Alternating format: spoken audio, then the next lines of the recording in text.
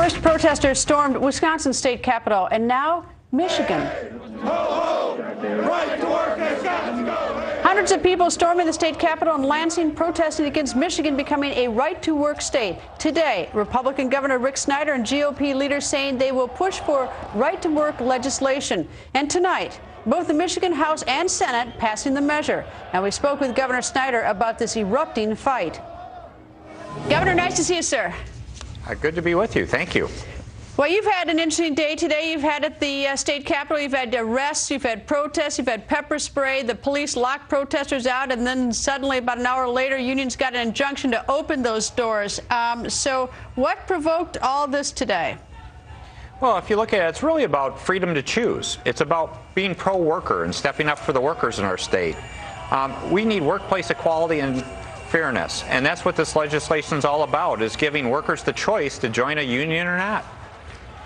You know, it's sort of interesting, of all states, Michigan, it has sort of historic connotations. You've got the United Auto Workers, you have the Teamsters, you have lots of unions like AFL-CIO members.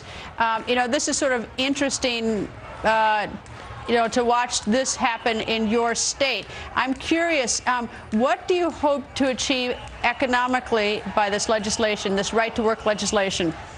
Well, it should have very positive economic consequences. If you step back and look at it, the history of unions have been strong in Michigan.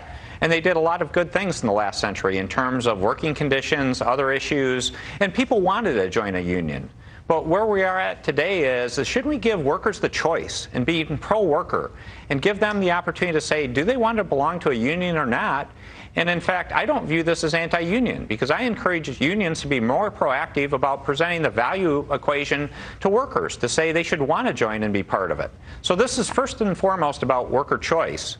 The second thing is it is about economic development. We've carefully watched what's gone on in Indiana since they passed similar legislation back in February, and they've seen a significant increase in the number of companies talking about thousands of jobs to their state. So first, it's about worker choice, but secondly, it's about more and better jobs for Michiganders. So that's why this is important and positive legislation for our state. Well, this was not part of your original agenda, and this is now being done in the lame duck. So I suppose that, you know, is an issue that you're going to, I mean, that the people are asking for. Why wasn't it part of your original agenda, and why did you wait for the lame duck? Well, if you think about it, over 80% of workers don't have this issue. They're not unionized. So it only applies to, in Michigan, about 17.5% of our workforce. That's still significant, but by far, most people don't have this as an issue. And if you looked at where Michigan was at, we were at the bottom for an entire decade. We're the comeback state in our state because we've done so many good things about tax reform, balancing our budget, paying down our debt, doing many great things that we're the 6th fastest growing state in the nation last year compared to 50th in prior years. So it's been a great comeback. This was becoming a divisive issue, though, after the election. We had a ballot proposal that brought up a lot of labor issues. This is one of them that's continued. So it was a divisive issue. So my view is let's take some leadership. Let's address this issue in a positive way to stand up for the workers and be pro-worker. And let's move forward, get it behind us, and continue the reinvention of Michigan about more and better jobs and a future for our kids. Okay, in terms of reinventing Michigan, let me just zero in on one city in your state, Detroit. 18.9% unemployment, which is absolutely deplorable for the people of Detroit. What do you intend to do, or what can you do? What can the state do to try to help the city? I mean, one city councilwoman last night actually said it's a quid pro quo. She wants the president to essentially bail them out. But what do you plan to do about Detroit? We're going to continue working with the city. We did a consent agreement with them earlier this year that called for a number of actions to happen because we do need better services for the citizens of Detroit. They deserve it. And we need to achieve results. And the problem is the mayor and the city council haven't been able to get on the same page.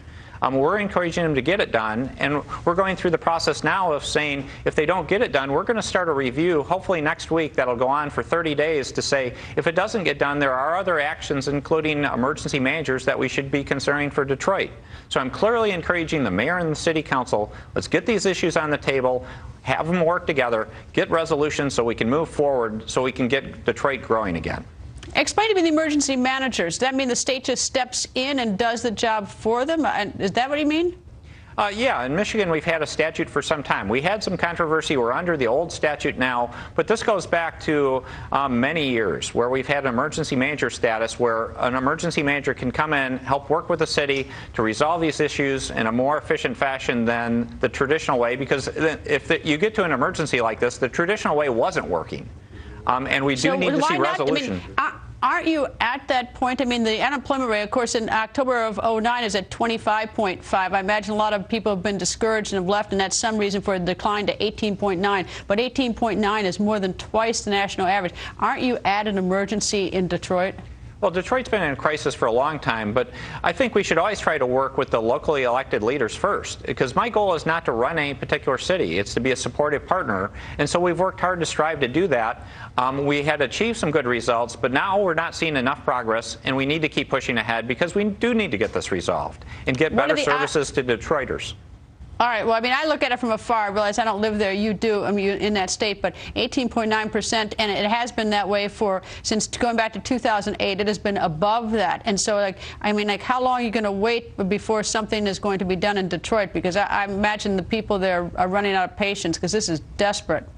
Well, as I mentioned, it's a 30-day review cycle where we get outside experts to come in and make an evaluation of status, and from there we can look to the emergency manager status or other options to try to move things forward. But we need better resolution. This mayor and city council need to get together, get things done, and if not, we're going to take the actions necessary to take care of the citizens of our cities. Governor, thank you very much. Nice to talk to you, sir. Great to be with you. Thank you.